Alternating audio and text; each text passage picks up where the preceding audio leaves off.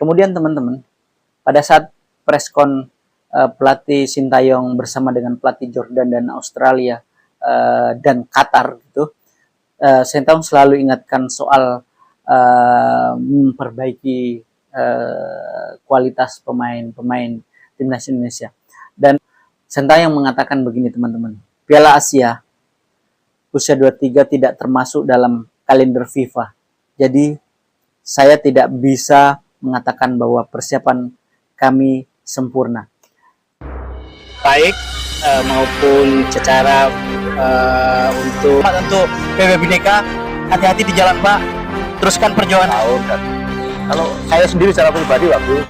Assalamualaikum warahmatullahi wabarakatuh. Apa kabar teman-teman? Semoga semuanya kita senantiasa dalam lindungan Allah Subhanahu wa taala. Dan apa kabar warganet dan netizen serta pecinta timnas Indonesia? Saat ini kita akan sedikit membahas bagaimana persiapan timnas Indonesia untuk mengarungi Piala Asia usia 23 yang akan bertanding nanti malam begitu, dan akan disiarkan mulai pukul 22 waktu Indonesia Barat.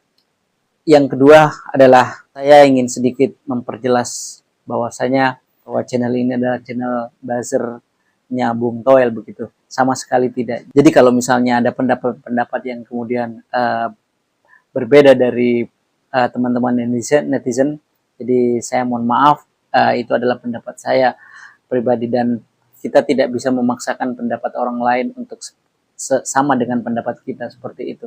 Baik, saya akan sedikit mengulas bagaimana kesiapan timnas Indonesia yang akan bertanding nanti malam begitu. Yang pertama adalah saya ingin menyampaikan bahwasanya pertandingan nanti malam adalah pertandingan yang sangat ditunggu-tunggu. Bagaimana kemudian Coach Sintayong sudah mencoba untuk melakukan uji coba begitu teman-teman melawan Arab Saudi, meskipun saya kemarin juga sempat mengatakan bahwa saya khawatir dengan permainan timnas Indonesia jika kemudian masih saja seperti pada saat dikalahkan Arab Saudi 3-1 begitu. Tetapi kemudian ketika menghadapi Uni Emirat Arab, maka kemudian kekhawatiran saya itu berangsur-angsur yakin bahwasanya Indonesia usia 23 akan berbicara banyak kemudian di turnamen kelompok umur ini, teman-teman. Pertandingan pertama kita pastinya akan menemui kesulitan. Saya yakin itu karena kita akan berhadapan dengan tuan rumah pastinya. Tuan rumah pasti akan main all out begitu, main luar biasa, memberikan tekanan terhadap timnas Indonesia begitu. Itu tidak bisa dibungkiri karena dia bermain di kandangnya sendiri dengan dukungan supporter yang sangat luar biasa. Kita tahu bahwa Qatar juga adalah tim yang tidak bisa kita anggap remeh. Dia adalah tim yang sangat, bahkan di Piala Asia kemarin dia adalah juara dan runner up bersama dengan Yordania kalau tidak salah. Tim Qatar ini adalah tim yang sangat luar biasa di senior. Tetapi kali ini kan kita tidak berhadapan dengan tim seniornya, meskipun pemain-pemain yang bermain di tim Qatar senior juga akan bermain di tim usia 23, teman-teman. Jadi itulah kemudian kita mesti harus waspada dengan dengan serangan-serangan atau cara bermain Qatar, karena pastinya dia menganggap bahwa Indonesia adalah tim yang terlemah di grup ini begitu. Maka dia akan pasti memberikan tekanan, pasti dia akan ingin menciptakan gol sebanyak-banyaknya di pertandingan pertamanya, apalagi didukung dengan supporter yang luar biasa begitu. Sementara Indonesia sendiri dengan kekuatan yang menurut saya juga masih kurang ya, karena ada beberapa pemain Indonesia juga yang agak kesulitan kita panggil dengan tepat waktu. Masih ada delay begitu, sehingga kemudian tidak mungkin bisa memperkuat tim Indonesia untuk laga pertamanya, dan itu pasti akan menyulitkan Sintayong begitu untuk meramu taktikal seperti yang sudah diharapkan. Apalagi teman-teman, kita tahu bahwasanya PSSI memberikan target yang sangat-sangat tinggi begitu di turnamen ini. Sementara kita tahu bahwa turnamen ini adalah turnamen yang tidak termasuk dalam kalender FIFA begitu. Jadi taruhlah kemudian di dalam negeri kita bisa menyiasati dengan melakukan pemanggilan dan menyetop liga beberapa saat yang lalu sehingga semua pemainnya mau dan bisa kita panggil untuk bergabung. Tapi apakah kemudian teman-teman yang pemain abroad ini yang bermain di liga-liga luar negeri bisa mudah kita panggil? Tentu tidak, kawan-kawan. Itu juga yang kemudian menyulitkan timnas Indonesia hingga saat ini, karena ada beberapa pemain yang dianggap mampu memberikan warna untuk permainan timnas justru tidak bisa bergabung. Jadi tapi tidak apa-apa, kita sudah berusaha untuk mencoba untuk menyiasati, kita menyetop liga sehingga kemudian semua pemain bisa bergabung begitu.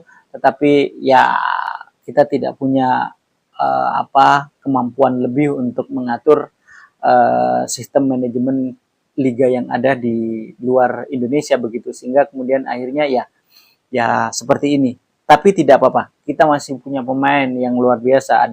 Ada Ivan Jenner di tengah, ada Marcelino juga, kemudian ada Arkan Fikri. Mereka adalah pemain-pemain hebat. Ditambah kemudian wingback ada Arhan, dan saya juga menganggap bahwa Rafael Strijk ini mungkin saat ini adalah saat yang paling pas untuk memperlihatkan kemampuannya, karena beberapa pertandingan dan uji coba mereka belum bisa memperlihatkan kemampuannya begitu secara baik dan benar begitu. Mudah-mudahan Rafael Strijk hari ini bisa dimainkan dan bisa menciptakan gol-gol yang sangat dinanti-nantikan oleh pecinta timnas Indonesia begitu, teman-teman. Kemudian saya ingin sebetulnya pemain timnas Indonesia ini bermain dengan bagus pada saat pertandingan nanti. Bagaimana kemudian bisa mengcounter serangan-serangan Qatar yang begitu membabi buta pastinya, termasuk ketika Indonesia nanti katakanlah unggul gitu, pasti Qatar ini akan berusaha untuk memainkan emosi pemain Indonesia. Dan kita tahu juga pemain-pemain Indonesia ini kontrol emosinya juga kurang bagus ya teman-teman. Apalagi kalau kemudian dia dipancing begitu, tentu itu akan merusak permainan secara keseluruhan. Jadi saya berharap emosi para pemain Indonesia ini tidak kemudian terpancing oleh strategi yang diterapkan oleh pemain-pemain Qatar begitu, teman-teman. Indonesia harus bermain lebih tenang di sini. Indonesia harus memperlihatkan bahwasannya Indonesia adalah tim yang memiliki skill dan talenta pemain yang luar biasa, dan pelatih yang juga cukup luar biasa begitu. Kita harus bangga dan percaya diri dengan itu semua.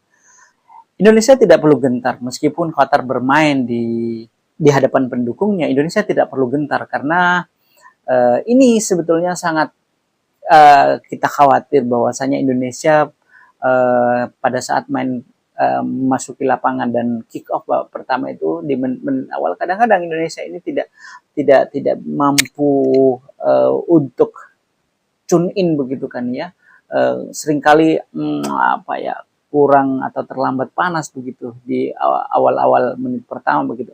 Dan kita berharap hari ini tidak seperti itu. Indonesia adalah Indonesia yang sudah banyak perubahan, mestinya harus seperti itu.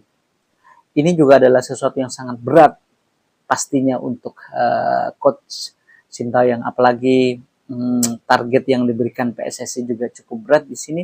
Apakah mampu atau tidak Sintayong untuk meloloskan Indonesia bermain di Piala Asia ini untuk kemudian menuju ke Olimpiade begitu? Kita patut akan tunggu. Lalu kemudian bagaimana pendapat dengan teman-teman begitu? Apakah timnas Indonesia mampu mencuri poin melawan Qatar, atau justru timnas Indonesia harus tertunduk malu di hadapan para pendukungnya yang mungkin nantinya juga akan banyak hadir di stadion Qatar yang akan bermain nanti malam begitu.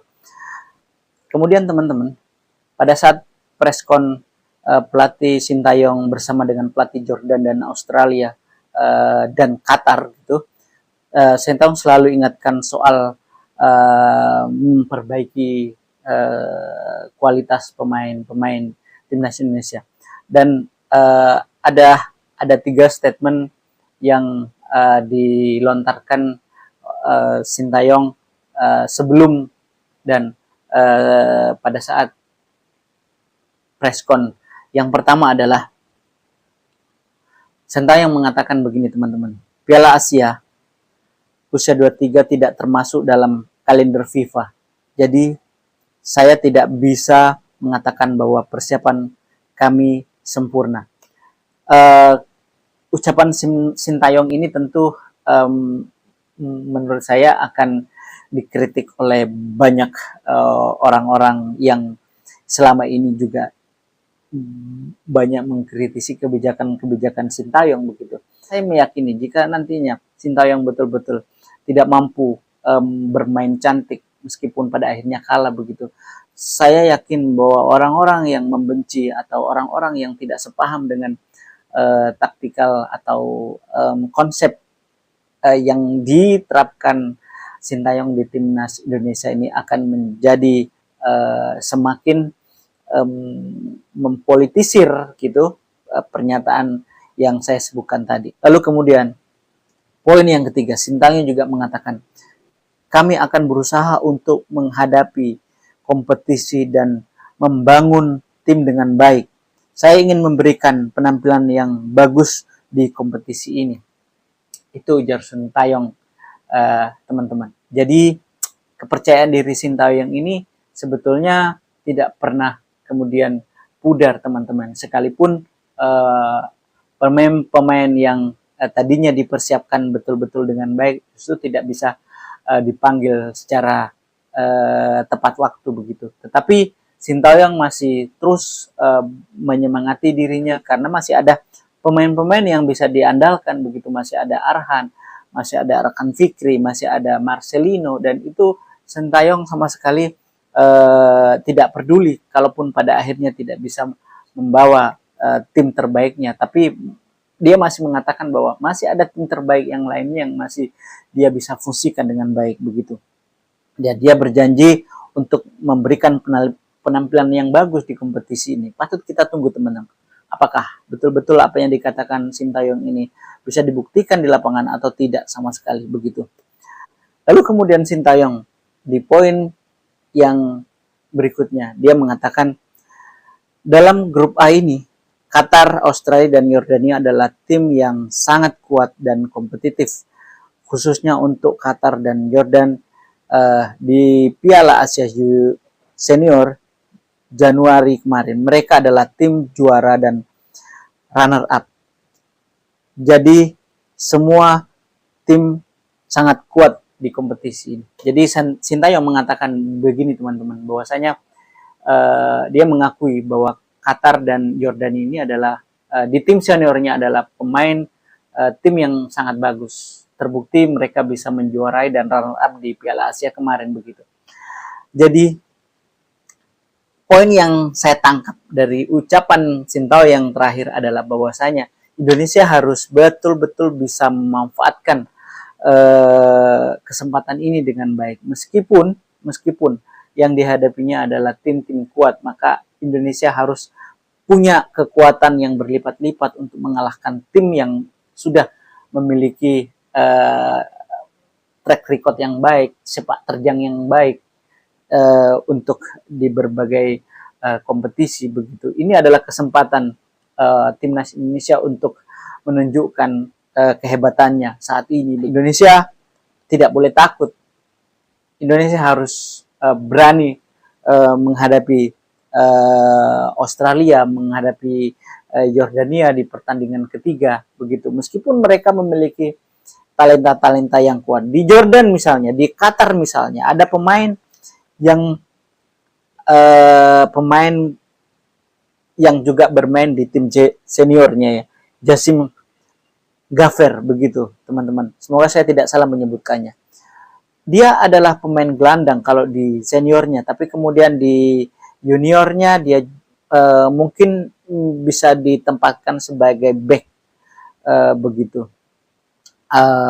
Jadi pemain ini perlu diwaspadai karena dia mampu kemudian menusuk ke jantung pertahanan lawan. Dia memiliki skill yang baik dan kecepatan yang baik dan timing bola yang bagus, dan kapan dia memberikan umpan, kapan dia menahan bola, itu kemampuan Jassim Gaffer teman-teman. Lalu kemudian ada Kapten Alais, ada Mustafa Qatar, kemudian ada Mansur. Banyak lagi pemain-pemain Qatar yang bermain di timnas senior, jadi tentu mereka sudah chemistry-nya sudah terbangun dengan baik begitu. Dan satu lagi yang terakhir teman-teman, saya ingin informasikan bahwasanya kemungkinan Sintayong akan menerapkan pola 3-4-3 begitu, seperti yang sudah kita saksikan, dan saya berharap kepada Sintayong begitu, harapan saya gitu, bahwasanya Ramadan Sananta dan Rafael Strijk itu betul-betul